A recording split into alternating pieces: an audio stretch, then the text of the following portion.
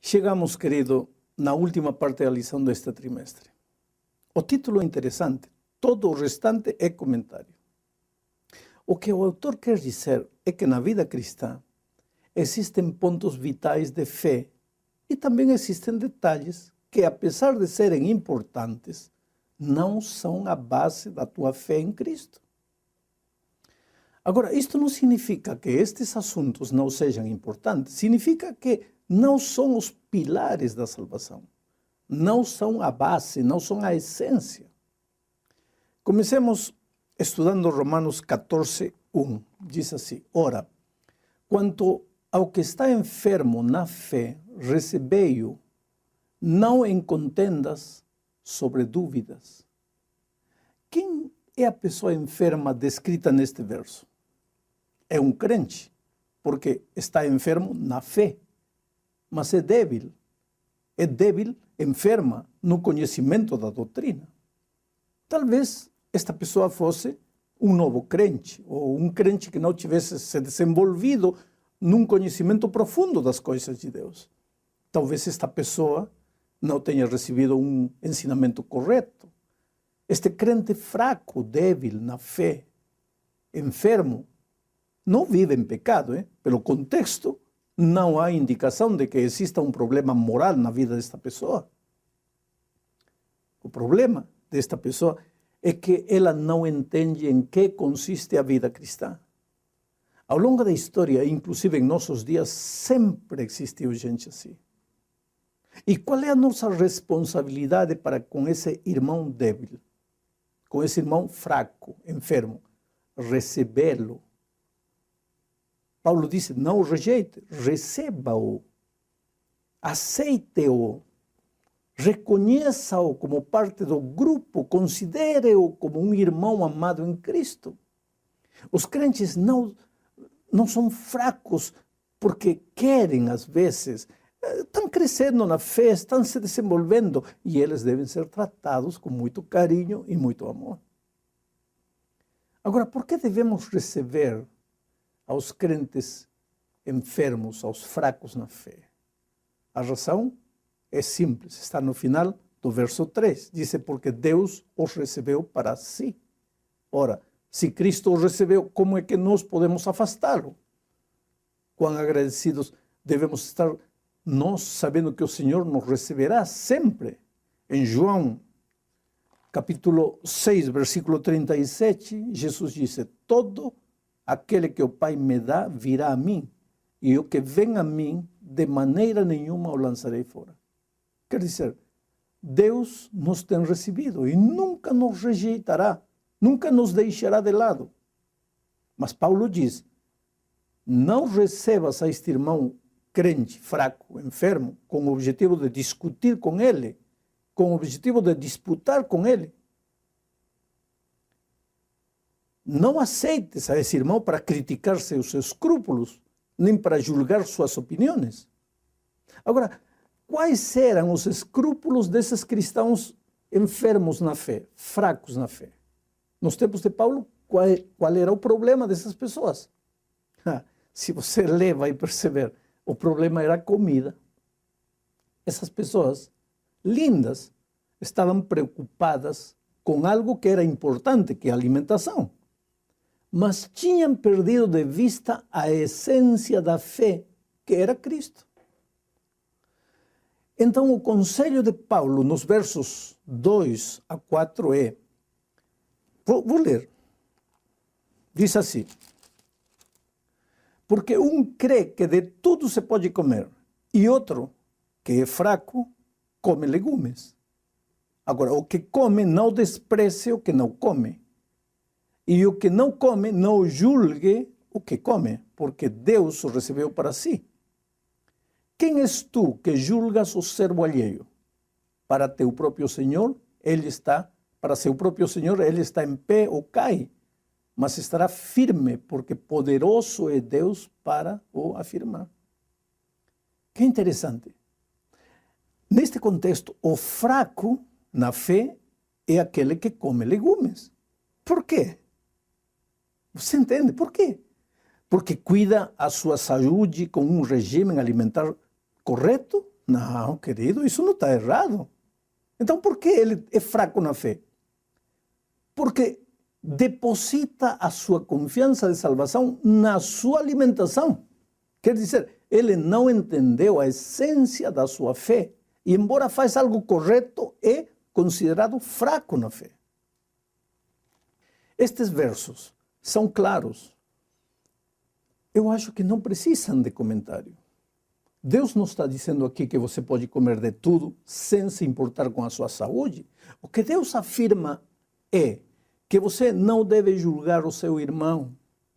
Quem é mais fraco? Aquele que come ou aquele que julga? Ou talvez, a melhor pergunta seria, a comida é a essência da vida cristã? Ou de outra maneira, e já que a comida não é a essência da vida cristã, você deve comer qualquer coisa?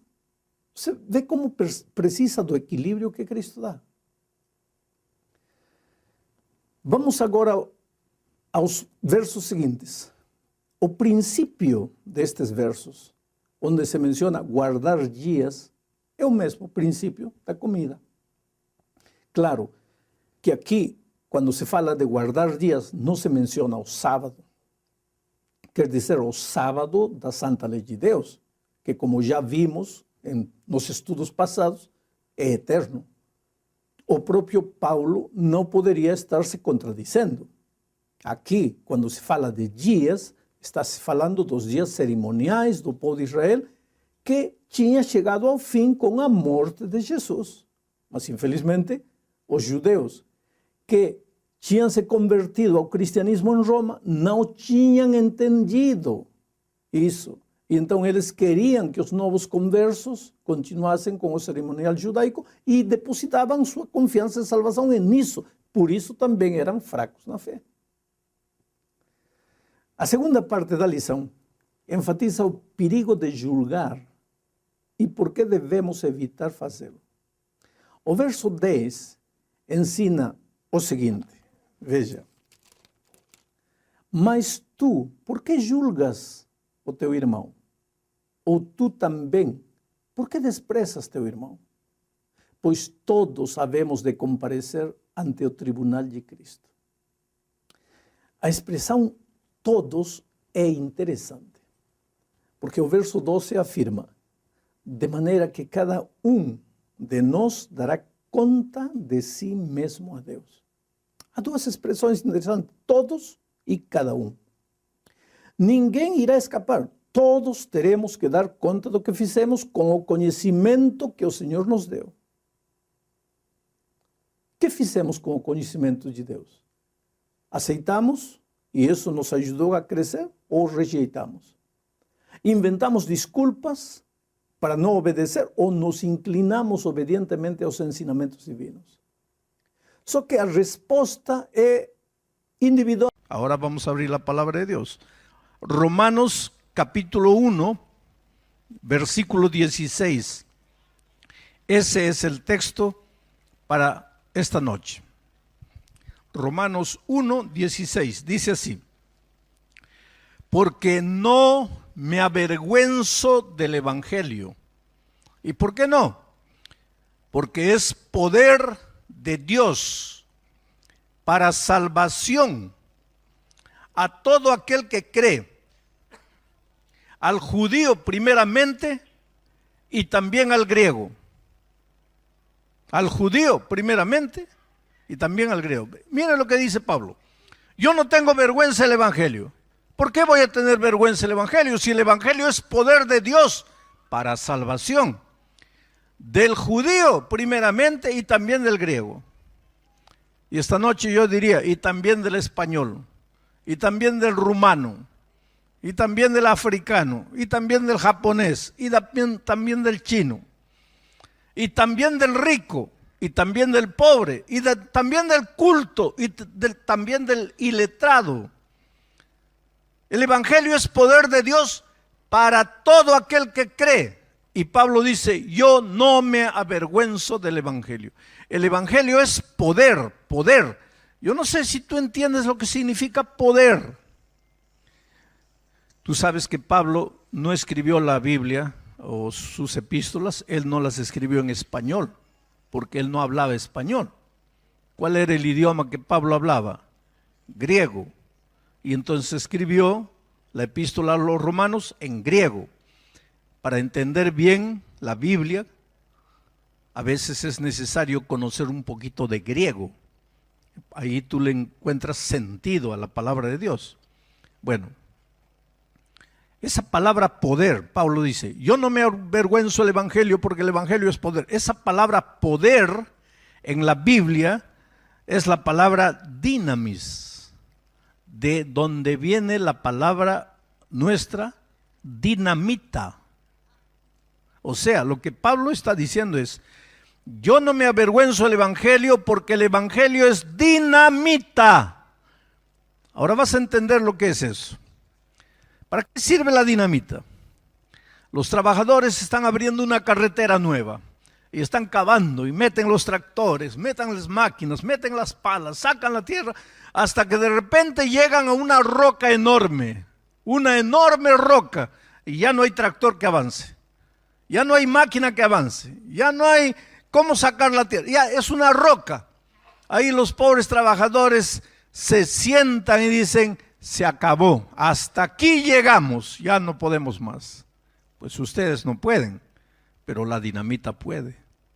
Entonces vienen los trabajadores con un taladro, hacen unos huecos en esa roca gigantesca, meten la dinamita, encienden la mecha y salen corriendo.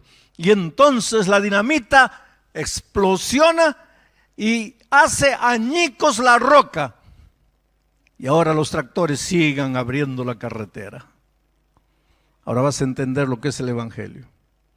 En el camino de tu vida, quieres alcanzar tus sueños, quieres ser un médico, quieres tener un hogar feliz, quieres que tus hijos sean mejores que tú, más prósperos que tú. En el camino de tu vida, cuando estás caminando rumbo a tus sueños, ¿cuántas veces encuentras una roca enorme? Y parece que ya no avanzas. A veces te desanimas y dices, pues hasta aquí llegué. Y bien que intentas, porque intentas, pero esa roca no desaparece. Empujas, te haces callo en las manos, te haces sangrar, hasta que caes rendido y dices, no, es imposible, no se puede avanzar. No puedes tú, pero el evangelio es dinamita.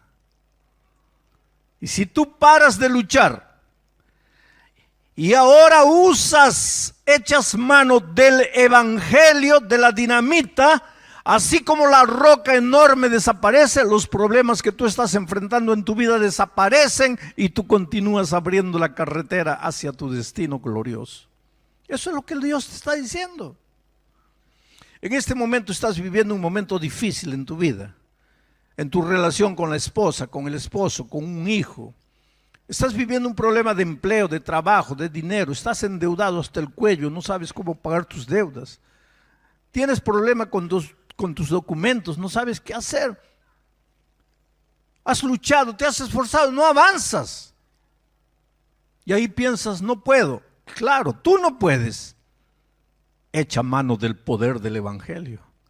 Echa mano de la dinamita del evangelio y vas a ver cómo el evangelio destroza cualquier obstáculo para que puedas llegar a tu glorioso destino.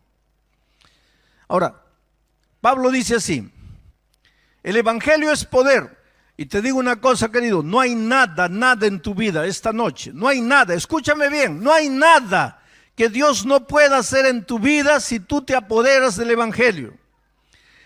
Pero para que el evangelio funcione en tu vida, dos cosas. Primero, no tengas vergüenza del evangelio. Porque si te avergüenzas del evangelio, ahí el poder del evangelio no te sirve de nada. Segundo, cree en el evangelio. Porque el evangelio es poder de Dios para los que creen. Si no crees en el evangelio, ahí el poder del evangelio no te sirve para nada. Entonces, vamos a analizar estos dos requisitos para que el poder del evangelio funcione en la vida. requisito número 1, no tengas vergüenza del evangelio. Ahora te voy a explicar por qué Pablo decía eso. Porque en los días de Pablo, mira, los consejos de Pablo nos sirven hoy, pero Pablo, cuando escribió, no estaba pensando en nosotros hoy, aquí en Madrid. Él estaba escribiendo para la gente de Roma, la gente de su tiempo. Y Pablo, en los días que él vivía, en todos los territorios que el Imperio Romano había conquistado, había por lo menos 5 millones de esclavos. La iglesia primitiva, cuando Cristo vino, inclusive el primer sermón que Jesús predicó, no fue el sermón de la montaña. El primer sermón que Jesús predicó fue un sábado en la sinagoga de Capernaum. Él se levantó y abrió la Biblia en un texto de Isaías y dijo: el Espíritu de Dios está sobre mí y me ha ungido para proclamar libertad a los cautivos, para proclamar libertad a los esclavos. Porque en esos tiempos había muchos esclavos. ¿Y por qué? Porque los países vivían en guerra, y cuando un país derrotaba al otro, todos los vencidos pasaban a ser esclavos del país vencedor. En el Imperio Romano, que era un especialista en conquistar, pues había muchos esclavos. Y ahora aparece Cristo con el Evangelio, porque el Evangelio es libertador. No me digas que tú conoces el Evangelio si estás esclavizado de algún sentimiento, de algún pensamiento que no puedes vencer. No me digas que tú conoces el Evangelio si vives esclavizado de algún vicio que no puedes vencer. No me digas que el Evangelio ha llegado a tu vida si no puedes libertarte de complejos, de traumas. Porque el Evangelio es libertad. Entonces, cuando Pablo llegó predicando el Evangelio también, ¿quiénes piensan ustedes que eran la mayoría de los que aceptaba el Evangelio de libertad? ¿Quiénes? Los esclavos. Por eso la iglesia primitiva estaba formada en gran cantidad por judíos que se convertían del judaísmo al cristianismo y por esclavos que aceptaban el Evangelio pensando en la libertad, solo que ellos estaban equivocados, porque ellos querían libertad del poder romano. Pero Jesús les estaba anunciando libertad del pecado. Porque el ser humano confunde las cosas así. Si yo te digo, ¿cuál es tu problema? Me vas a decir: pastor, mi problema es que estoy desempleado. Pastor, mi problema es que estoy con cáncer. Pastor, mi problema es que mi esposo me ha dejado. Pastor, mi problema es que mi hijo está en las drogas. Pastor, mi problema es que estoy lleno de deudas. Ahora, yo no niego que estás debiendo, no niego que tu hogar está en crisis, no niego que tu hijo está en las drogas, no niego que yo no niego eso. Pero tu problema no es eso. Todo eso es resultado de tu problema, pero el pobre ser humano no se da cuenta de su verdadero problema. Él piensa: mi problema es no tengo casa, no tengo dinero, no tengo carro, no tengo esto, no tengo aquello. En realidad el verdadero problema es que tú estás mal con Dios. Cuando arregles las cosas con Dios, todo lo demás se soluciona. Jesucristo no dijo: buscad primeramente el reino de Dios y su justicia, y todo lo demás os será acrecentado. Pues en los tiempos de Pablo, también la gente, cuando escuchaba decir el Evangelio es libertad, corrían, pero pensando en su esclavitud de Roma. Cuando Pablo les estaba predicando, dice: el Evangelio es poder para salvación. Bueno, la iglesia primitiva estaba formada en su mayoría por judíos y por esclavos. Ahora yo te pregunto: ¿has visto un esclavo rico? Un esclavo cuyos hijos estudian en las mejores escuelas del país. ¿Has visto un esclavo que viste ropas finas? ¿Has visto un esclavo que tiene una casa con piscina? un coche último modelo. ¿Qué esclavo es ese? Los esclavos son pobres, no tienen nada, no tienen dinero. Al esclavo no le pertenece nada, ni la familia le pertenece. Habían patrones que obligaban a sus esclavos a tener la mayor cantidad de hijos. ¿Para qué? Para vender a los esclavitos, porque eso les daba dinero a ellos, porque ni los hijos le pertenecían a los esclavos. Entonces la iglesia primitiva en su mayoría era una iglesia pobre, una iglesia sin dinero, una iglesia de ropas rústicas. Claro que también había gente rica que se convertía. En los tiempos de Cristo se convirtió Nicodemo, se convirtió José de Arimatea, había mujeres ricas que se convertían, había gente rica siempre, porque el evangelio es para todos, es para el pobre, para el rico, para el culto, para el inculto, para el griego, para el judío, para el rumano, para el español. El evangelio es para todos. Solo que esa gente rica, cuando entraba a la iglesia, el primer día entraba así con curiosidad. ¿Qué será? ¿Cómo será? ¿Qué me van a hacer? Así como tú entraste esta noche, porque te han invitado, has venido por primera vez y entras así con miedo. ¿Qué será? ¿Cómo será? Pues nunca has entrado a una iglesia. Entonces, esa gente rica entraba a la iglesia así y veía por ahí un esclavo, pobre, pobre, pobre, ignorante, inculto, pobre, sin instrucción, sin escuela. ¿Y qué hacía esa gente rica? Decía, ay, qué vergüenza, yo no puedo quedarme aquí, porque si yo me quedo aquí, ¿qué van a pensar mis amigos? Van a pensar que yo también me estoy volviendo pobre, que yo también me estoy volviendo ignorante. No, yo me voy. Y se salían. Y es en esas circunstancias que Pablo dice, ustedes pueden irse, quieren irse, pueden irse, pero yo no me avergüenzo del evangelio. ¿Por qué? Porque el evangelio es poder de Dios. Y mira que Pablo no era cualquier tonto.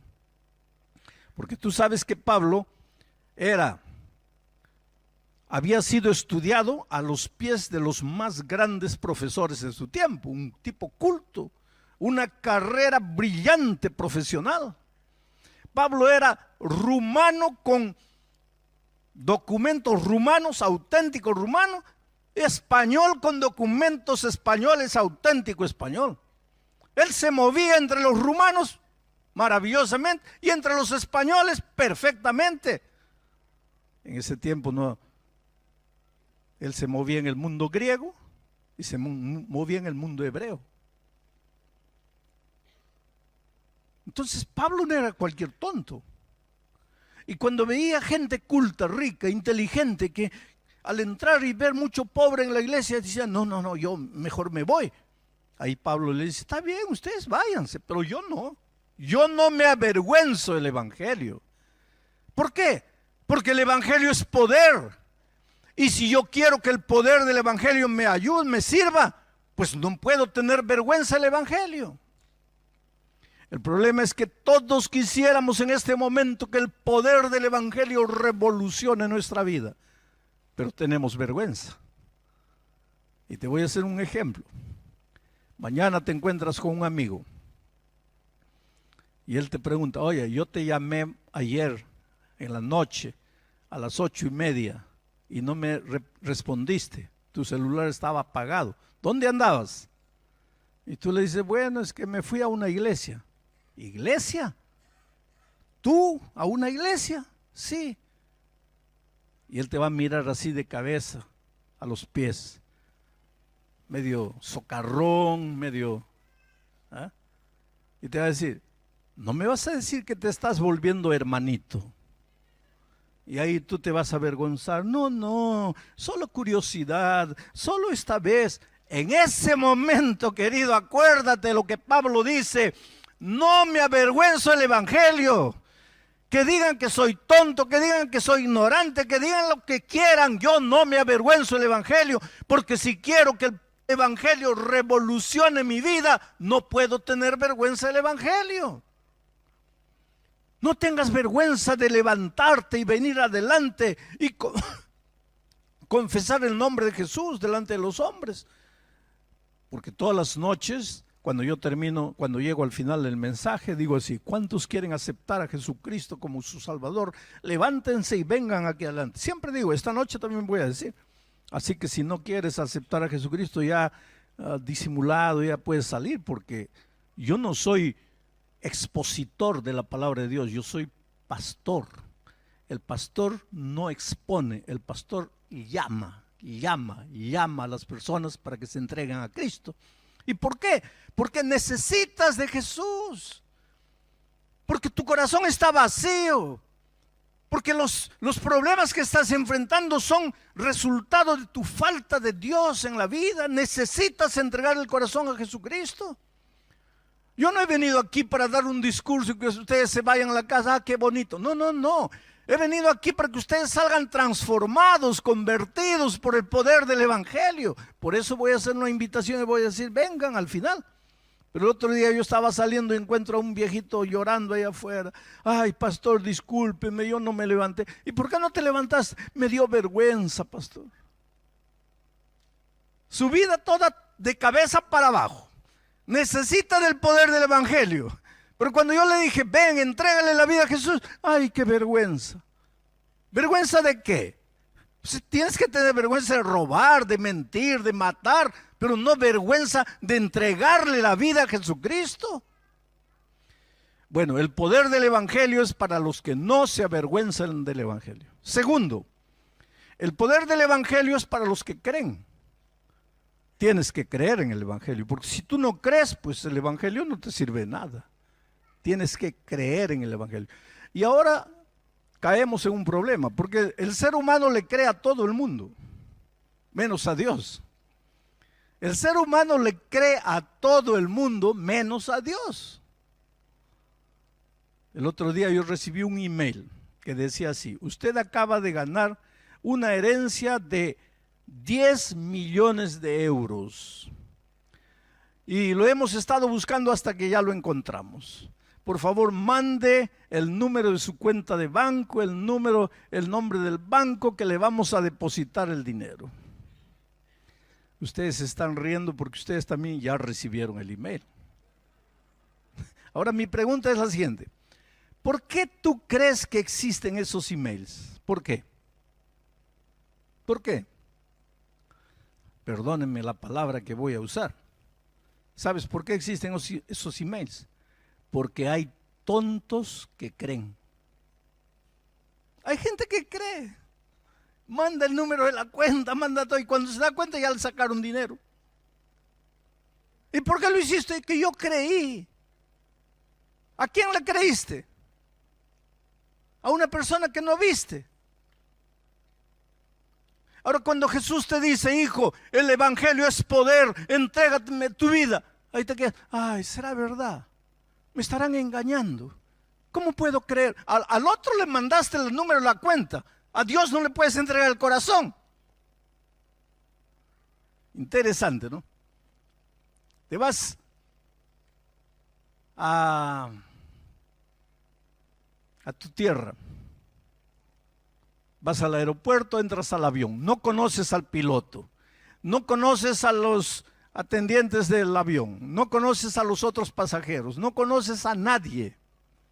Te entras, sientas, duermes, seguro que cuando despiertes estarás en tu país. Y si te matan, y si a medianoche te arrojan al Triángulo de las Bermudas, no, pero tú crees en esa gente que nunca viste, crees. Ahora Dios te dice: hijo, entrégame tu vida. Yo te voy a llevar a donde tú quieres llegar y solo no puedes. Entrégame tu corazón. Ahí te quedas: ay, ¿cómo será? ¿Será verdad? ¿No será verdad? ¿Por qué tienes miedo de confiar en Dios? En los hombres confías, pero en Dios no. ¿Por qué? El otro día, allá en Estados Unidos, me pidieron para hablar con una señora que ya conoce la Biblia, ya ha estudiado la Biblia, ya llegó el momento de bautizarse, pero no quiere bautizarse. Tiene miedo de bautizarse. Y la traen para hablar conmigo. Viene con 4 hijitos pequeñitos ahí. Me dice: ay, pastor, mi vida es un sufrimiento. Me casé, voy a usar las palabras de ella, no mis palabras, son las palabras de ella. Dice así: me casé con un sinvergüenza mujeriego. Tenía mujeres por todo lado y ahora ya se fue con una, me dejó con los 4 hijos. Le digo, pero cuando eran novios él no te traicionaba. Sí, me traicionaba con todo. ¿Y por qué te casaste? No, es que me prometía que ya no me iba a traicionar.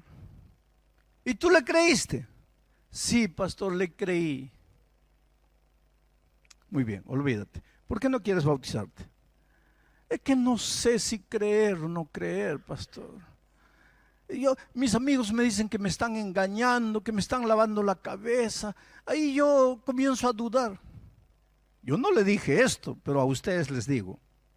En las palabras de él, al sinvergüenza mujeriego le creyó. A Dios, no sé, ¿será que me están engañando? Me están lavando la cabeza. Pero queremos que todo nos vaya bien. Queremos el poder del evangelio, pero no queremos creer. Tienes que creer, tienes que entregarte, tienes que confiar.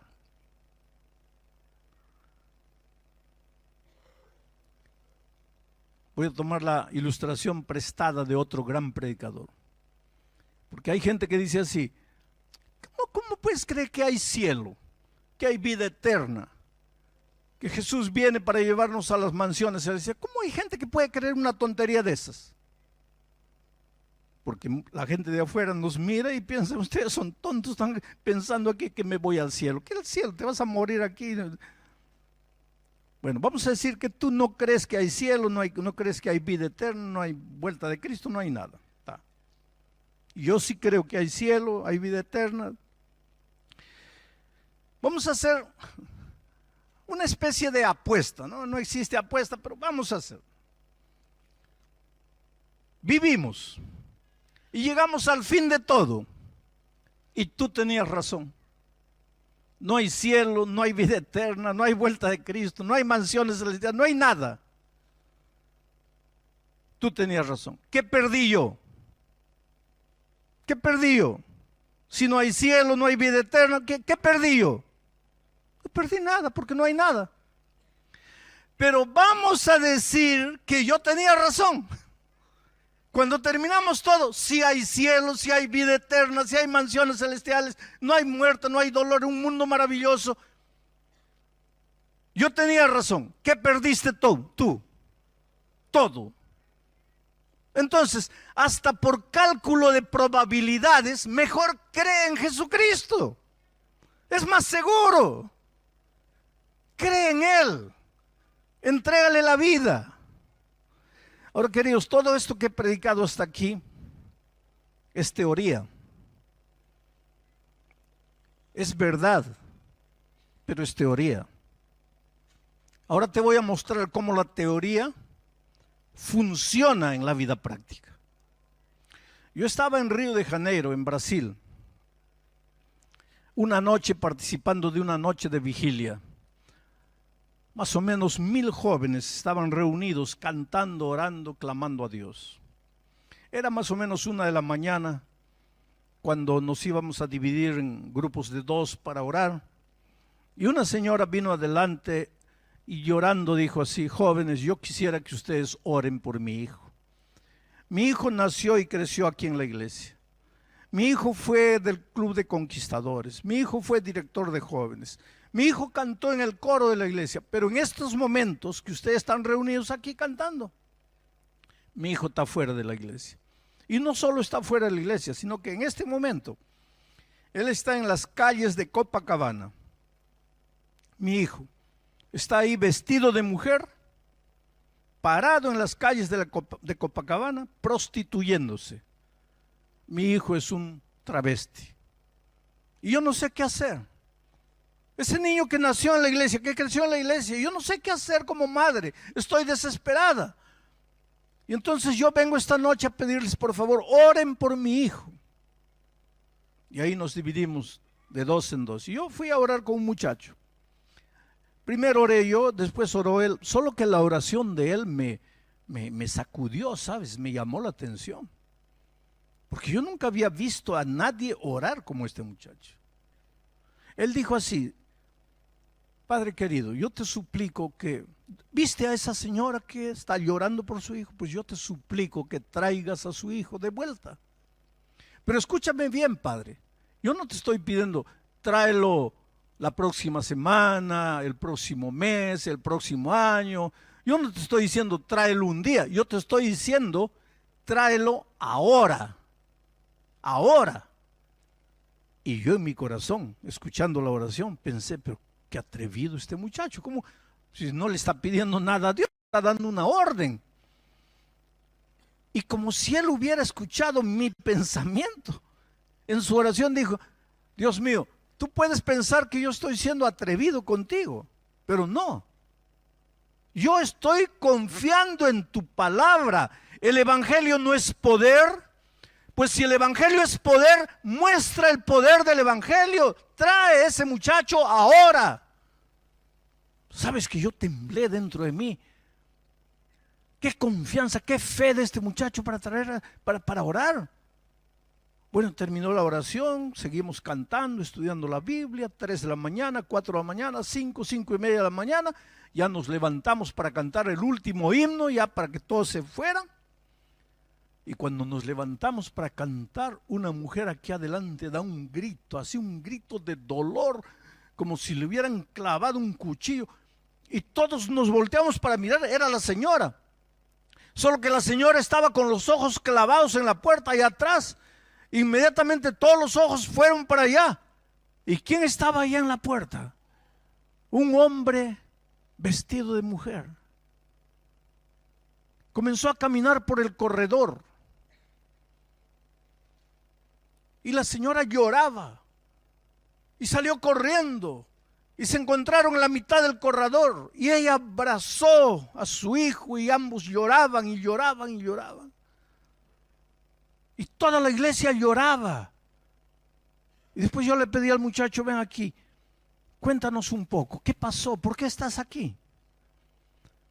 Y él dijo: mire, yo estaba en las calles de Copacabana, parado, vestido así, prostituyéndome, cuando de repente sentí que el mundo estaba girando en torno de mí. Sentí que yo me iba a desmayar, como que me iba a morir, y caí al suelo y sentía que me moría. Entonces, con las últimas fuerzas que tuve, le dije a Dios: Dios mío, por favor, no me dejes morir así. Así como estoy, no, por favor, Dios mío, dame una oportunidad. Yo no puedo morir así. Estaré perdido para siempre, Señor, por favor. Y en ese momento me desmayé. Cuando recuperé los sentidos, estaba sentado en una silla. La gente me había auxiliado, me había hecho sentar ahí, me dieron agua. Ya cuando me sentí mejor, tomé un taxi, fui a la casa de mi madre. Entré al dormitorio y ella no estaba. Busqué el dormitorio de mi hermano. Le dije: ¿dónde está mamá? Él me dijo: está en la iglesia orando por ti. Ahí tomé el taxi y vine para aquí y acabo de entrar. Y el muchacho que oró conmigo le dice: ¿a qué hora te sentiste mal? Y él le dice: más o menos a la 1 de la mañana. El mismo instante en que este muchacho estaba diciendo: Señor, si el evangelio es poder, trae a ese muchacho ahora. Ese es el evangelio. No hay nada en tu vida que Dios no pueda hacer. Pastor, es que usted no conoce cuál es mi problema. No conozco cuál es tu problema, pero conozco a Dios. Conozco el poder del evangelio. Y no hay nada que Dios no pueda hacer por ti. Pero para que el poder del evangelio opere algo en tu vida, primero, no tengas vergüenza del evangelio. Segundo, cree en el evangelio. Ya has creído en tantas cosas y nada ha funcionado. ¿Por qué no crees en Jesús? Ya has ido a tantos lugares buscando la solución, no la encuentras. ¿Por qué no te rindes a Jesús? Por eso esta noche te voy a hacer una invitación. Esta invitación no es para los que están ya bautizados en la iglesia, que conocen a Jesucristo hace mucho tiempo, porque ustedes un día ya se levantaron y ya fueron adelante. Esta invitación es para ti, querido, que has venido esta noche invitado por un amigo, que esta noche quieres decirle a Jesús: Señor, yo no entiendo muchas cosas, pero te entrego mi vida. Yo te necesito en mi vida. He luchado solo, he vivido solo, me he esforzado solo, pero estoy cansado. Te necesito. ¿Ya sabes lo que te voy a pedir? Que te levantes y vengas aquí, adelante, porque yo quiero hacer una oración especial por ti. Que te levantes con fe y vengas aquí y te entregues a Jesucristo en esta noche.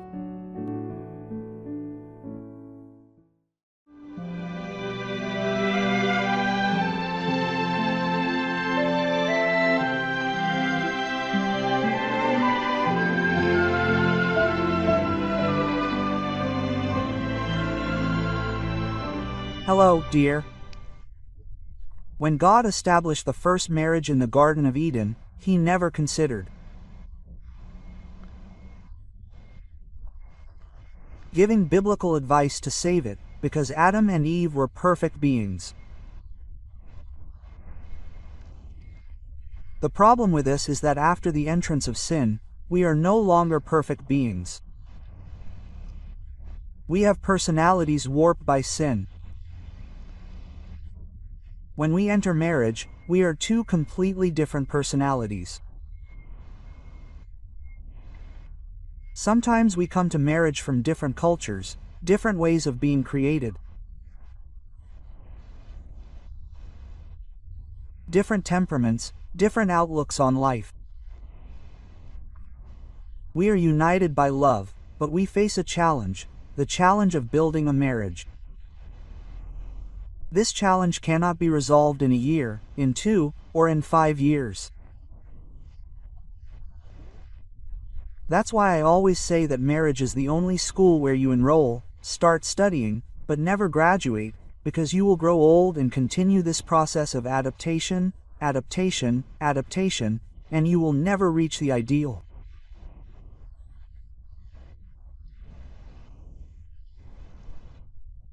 Now, if you're watching this video, it's because in some way your marriage is in serious trouble. So I'm going to give you 5 biblical pieces of advice to save your marriage.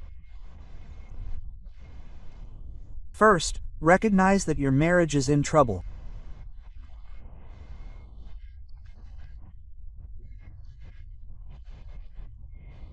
The biblical advice is recorded here in Revelation chapter 3, verse 17. It says, "How can you say, I am rich and have become wealthy and have need of nothing, and yet you do not know that you are wretched and pitiful and poor and blind?" Single quote.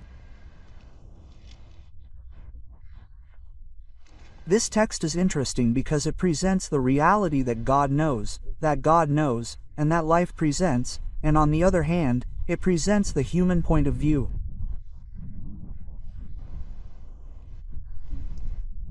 Here, God says, "You often say everything is fine, you think everything is wonderful, and yet, everything is bad, everything is wrong."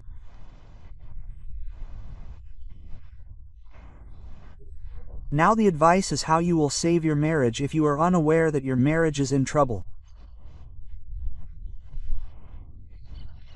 The worst thing that can happen to you is to fall into the crushing routine of thinking everything is fine, of thinking everything is wonderful. When the couple, the wife or husband, feel alone that things are not going well, they have no peace in their hearts, they suffer, they are distressed, they feel alone.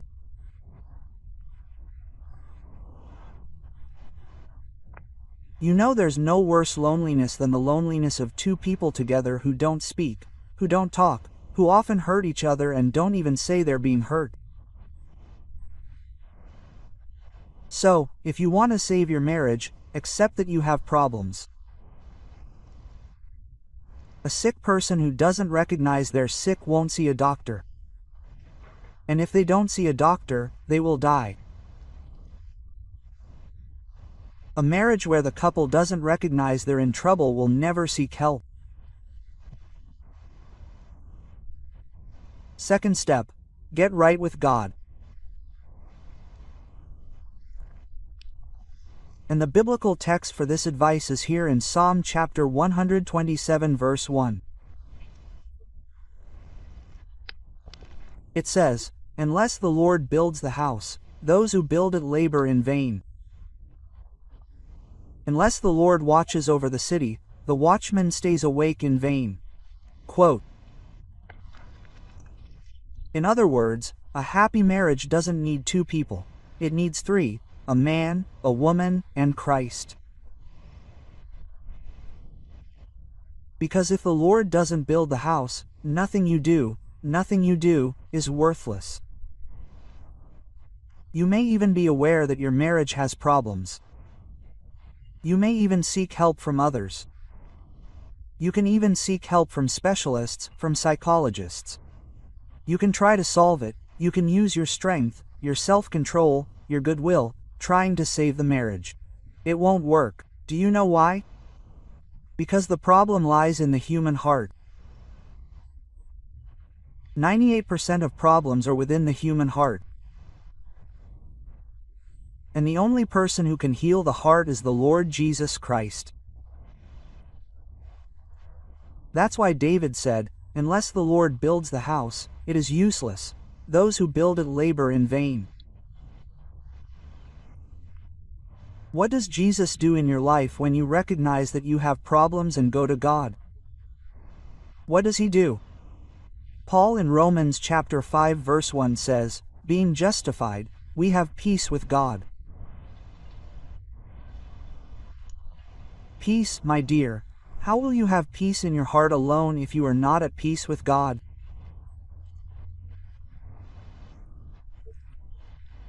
And how can you have peace with your spouse if you are not at peace with yourself?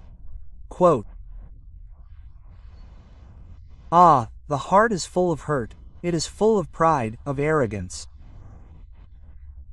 There are things you want to say. You want to throw everything up in the air and run away, end the marriage, with this feeling, sometimes of resentment, sometimes of hurt, of wounds that have been accumulating.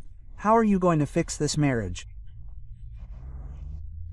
Therefore, the first thing you have to do after recognizing that you have problems is to run to God, fall to your knees alone and cry and say, "Lord, I need you to heal me. I need you to take the hurt from my heart, to take the resentment from my heart." Because I'll tell you something, if you're not healed inside, there's no point in trying to save this marriage that won't work. Third, take the initiative. Don't wait for the other person to take the initiative. See, first, you already recognize that your marriage has problems. Second, you go to God, wait for Him to heal you, for Him to put peace in your heart, because the time to talk to your spouse is not when your heart is full of hurt, but when God has removed the hurt, the resentment from your heart. So, now you take the initiative to talk to your spouse. However, don't use a tone of supplication, don't use a tone of aggression. That's why you need to be healed by God first. But take the initiative. Don't wait for the other person to take the initiative, because suddenly the other person will never take the initiative. There is a text that is biblical advice for what I'm talking about. And this text is here in Ephesians chapter 4, verse 26. It says, "Be angry, and do not sin. Do not let the sun go down on your anger." If you understand what Paul is saying here, it is that you have allowed hurt, resentment, anger, and the things you needed to say to accumulate, but you didn't say them at the time. What Paulo is saying is, if something happened between you and your spouse, you need to talk, not when you're angry, but when things have calmed down, talk. Say what you didn't like, say what you both need to improve. Talk, exchange ideas, but it turns out that human beings let things build up, and when they can't take it anymore, they explode and say everything at once. Then it doesn't solve anything. Now go, look for your spouse, not in a begging tone, because a marriage isn't built on one person. For a marriage to work, both have to agree, both have to want it, both have to try to resolve it. Now, what do I do? You're going to tell me if my spouse doesn't want to, doesn't want to save the marriage. He said to me, let's put it this way, or she said to me, there's no way anymore, I want some time to think, or I want to be alone. I've come to the conclusion that it won't work, I've already tried. What do? What happens when you take the initiative and the other person doesn't want to? Well, then a marriage isn't built on a single thing. There are sad things, there are sad realities. And look, when you love someone and they say they don't love you anymore, they don't want to know anything about you anymore, but you insist, you beg, you cry, you ask for forgiveness, you humble yourself, you're not doing anything to save that marriage, because a marriage isn't saved by one, it's saved by two. But Pastor, I love this man or this woman, I can't live without them. What do? Pray. Only God can change that person's heart. But if that person, don't want to change, not even God can do anything. What do I do here? What? You simply have to accept reality. And instead of asking God to help save a marriage that is no longer salvageable, ask God to give you peace and help you face life in the harsh and cruel reality that life has. Because the fact that the other person no longer loves you doesn't mean that you don't okay, it doesn't mean you've lost the meaning of life. You have to rise above it. But this ability to rise above adverse circumstances, this ability to overcome, only God can put in your heart. Let's review. First, recognize that your marriage is in trouble. Second, go to God asking Him to put peace in your heart to resolve the marriage. Third, take the initiative, not in an aggressive tone, not in a pleading tone. Fourth step, talk. The prophet Amos in Amos chapter 33 says, "Can two walk together unless they are agreed?" Of course not. Marriage, I repeat, is not built by one, it is built by two. And finally, the last step, remember, what was it in you that won him over? What was it in you that won her over? Why did your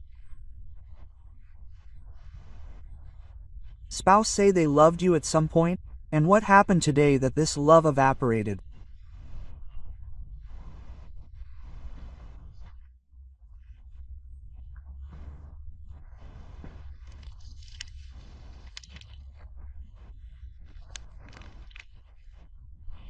Faded, ended, and the biblical advice that I could read to you is here, in the first book, in Paul's first epistle to the Corinthians, in chapter 13, starting in verse 4. It says, "Love suffers long, love is kind. Love does not envy. Love does not prattle. It is not puffed up. It does not behave unseemly. It does not seek its own. It is not easily provoked. It keeps no record of evil. It does not rejoice in iniquity, but rejoices with the truth." Quote, "All things bear, all things believe, all things hope, all things endure." My dear, have you ever loved with this kind of love? No one is crazy enough to be attracted to a person because the person is horrible in their way of being, in their personality, in their characteristics. There was something beautiful inside you that attracted the other person. And as time went by, those beautiful things you had disappeared. You neglected your physical appearance, your personality, your way of being, your way of treating others, your attitudes. You neglected yourself. As a result, that wonderful thing called love wore away, wore away, wore away.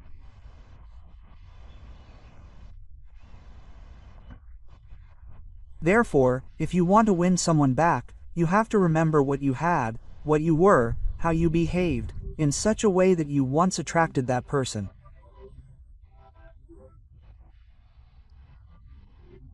And then ask God to help you be that person you stopped being. The other day a lady said, "Pastor, but I'm so hurt that I can't be the girl I was 20 anymore. Years ago."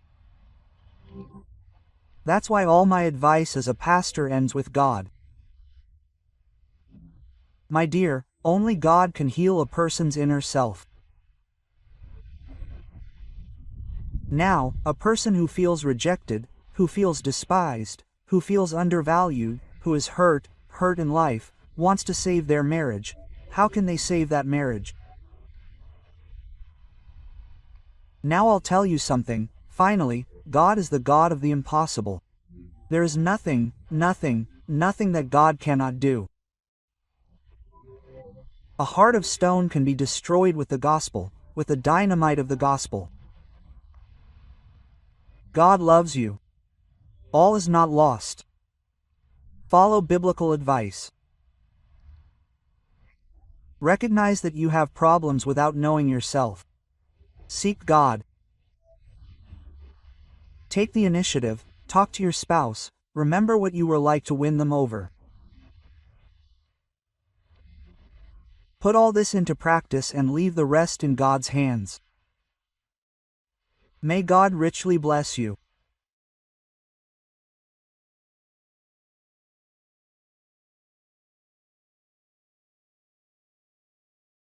¿Alguna vez te has sentido solo, triste, abandonado? ¿Has sentido como que hasta Dios te hubiera abandonado? Pues los seres humanos frecuentemente nos sentimos así porque somos llevados por la emoción. Cuando el sol brilla nos sentimos bien. Cuando llega la nube, oscurece el sol, cae la tormenta, sentimos que todo está mal.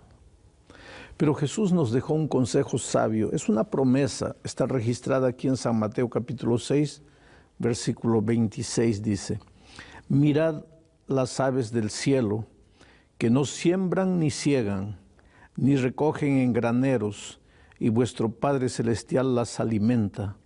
¿No valéis vosotros mucho más que ellas?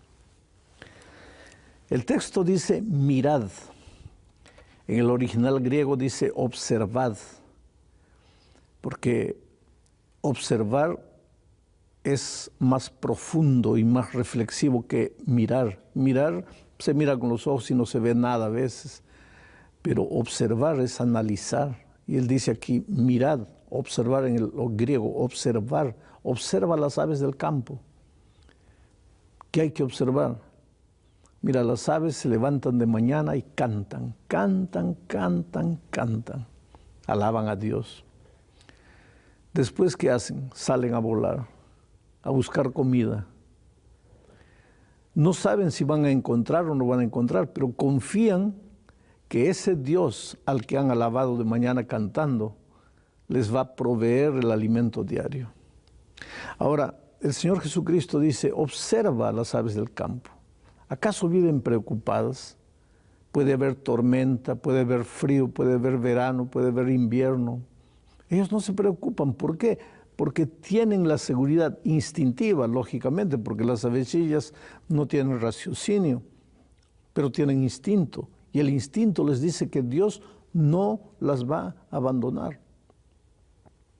Jesucristo dice, tú vales mucho más que una simple avecilla. Tú eres gente, tú eres ser humano maravilloso. Dios se preocupa por ti. Dios sabe cuántos cabellos tienes en la cabeza.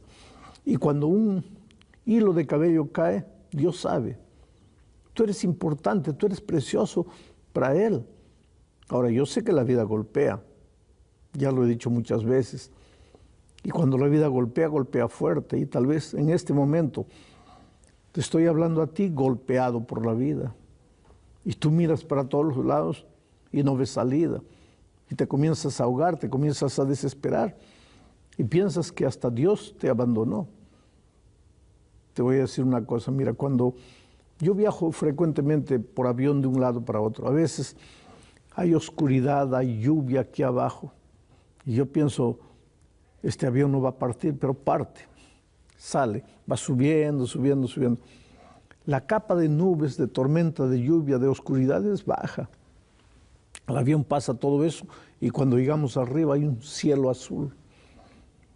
El sol brilla en su esplendor. Abajo hay tormenta y lluvia, pero aquí arriba todo es plenitud. Pues la vida es así. Cuando la tormenta te envuelve, cuando sientes que no hay sol, que nada brilla, estás sin empleo, estás enfermo, lleno de problemas, lleno de dificultades, tienes que resistir, pedirle a Dios, Señor, dame la capacidad de resistir. Nunca desmayes en el afán, en la lucha, nunca desanimes, nunca vuelvas atrás, porque esta tormenta que está rodeando tu vida va a pasar. Si pudieras volar con las alas del Espíritu, verías que, aunque aquí en la tierra, a tu alrededor, todo está oscuro, parece que no hay salida, allá arriba hay un sol brillante y Dios te va a llevar allá cuando te colocas en las manos de Él, cuando confías en Él. Te voy a contar una historia. Yo tengo 4 hijos.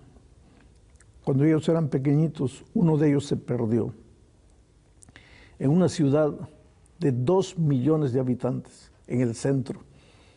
Mi esposa y yo corrimos de un lado para otro buscando al muchacho y un policía nos dijo, mira señora, si nadie se llevó a su niño, si su niño está aquí, esperemos que llegue a las 6 de la tarde. Las tiendas se van a cerrar, el centro va a quedar vacío, toda la gente va a volver para su casa, los carros se van a retirar, estas calles van a quedar desiertas y vamos a encontrar a su niño. Y fue así. A las 6 de la tarde todas las tiendas comenzaron a cerrar, las personas comenzaron a volver a sus casas, las calles comenzaron a quedar desiertas. Era mes de junio, frío allá en América del Sur. Y de repente en una esquina veo a mi hijito con un pedacito de madera jugando con una tapita de botella, jugando, tranquilo, despreocupado. Corrí, lo abracé y él me miraba todo asustado, como diciendo, ¿por qué te asustas? ¿Qué te pasa? ¿Por qué estás desesperado? Lo llevamos a la casa. Y, disculpe, ya en la casa le pregunté, hijo, tú no estabas con miedo, tú estabas tranquilo, ¿por qué? ¿No sentías miedo? Y él me mira y dice, ¿miedo por qué? ¿Cómo por qué, hijo? ¿Estabas perdido? ¿Estabas solo? ¿Estabas abandonado? Él me miró y me dice, ¿abandonado por qué? Tú no me ibas a buscar. ¿Por qué tenía que tener miedo? Y sabes, aquella frase de mi hijo ha impactado mi vida, porque a veces en mi vida las calles se quedan desiertas. A veces en mi vida también la noche llega, el frío llega, el viento sopla y me da la impresión que todos se van. En esas horas me acuerdo de lo que mi hijo dijo. ¿Por qué miedo? ¿Acaso tú no me ibas a buscar? Qué confianza de ese muchacho en su padre. Y Jesucristo dice, si ustedes como padres saben dar cosas buenas a sus hijos, cuánto más vuestro Padre que está en los cielos os dará lo que necesitáis antes que lo pidáis. Entonces, querido, por más que estés atravesando un momento difícil en tu vida, Este momento oscuro va a pasar, el sol va a brillar. Hay un dicho que los antiguos repetían: no hay cuerpo, no hay mal que dure 100 años, ni cuerpo que lo resista. Eso es lo que el Señor Jesucristo está diciendo: hijo, espera ahí, confía en mí, no dudes de mí, no permitas que suba a tu cabeza la idea de que te he abandonado. No te he abandonado. Espera, calma, porque yo vendré. Por eso te digo en el nombre del Señor Jesucristo, aunque la lucha sea intensa, no desesperes. Pedro estaba una noche perdido en alto mar, y el texto bíblico dice que a la cuarta vigilia Jesús apareció. ¿Qué es la cuarta vigilia? Los judíos dividían la noche en 4 vigilias. 6 de la tarde, 9 de la noche, primera vigilia. 9 de la noche, medianoche, segunda vigilia. Medianoche, 3 de la mañana, tercera vigilia. 3 de la mañana a 6 de la mañana, cuarta vigilia. La cuarta vigilia era el momento más oscuro. Ya estaban cansados, ya estaban desanimados, ya pensaban que no iban a resistir, que se iban a hundir. Y en ese momento, en la cuarta vigilia de la noche, Jesús apareció. Por lo tanto, nunca, nunca desmayes en el afán. Dios cuidará de ti. Él jamás te abandonará. Sabes que las pruebas no son para destruir al cristiano. Las pruebas son para fortalecerlo, para hacerlos resistentes a las dificultades y al dolor. Los problemas, las dificultades de la vida son como el fuego. Cuando el fuego cae sobre la madera, la destruye, la acaba, la consume. Cuando el fuego cae sobre el oro, lo purifica, y el oro sale más puro después de la prueba del fuego. Mi pregunta para ti es la siguiente: ¿tú eres madera o eres oro? Eso depende. Si todos los días buscas al Señor Jesucristo a través de la oración, eres oro. Pero si solo limitas tu experiencia cristiana a ir a la iglesia una vez por semana, pero no tienes una profunda vida interior, no tienes una experiencia de compañerismo con Jesucristo, entonces eres madera. Y al primer viento fuerte vas a desaparecer, vas a ser llevado como la paja. Pero tú eres oro. Busca a Jesucristo todos los días. Yo siempre digo que si no aprendes a buscar a Jesucristo cuando hay pan en la mesa, cuando hay buena salud, cuando la familia está unida, ¿cómo lo vas a buscar en medio de la dificultad? No, en medio de la dificultad te vas a desesperar. Pero cuando has aprendido a confiar en Él en los tiempos buenos, cuando lleguen los tiempos malos, no vas a desanimar, porque Dios va a cuidar de ti.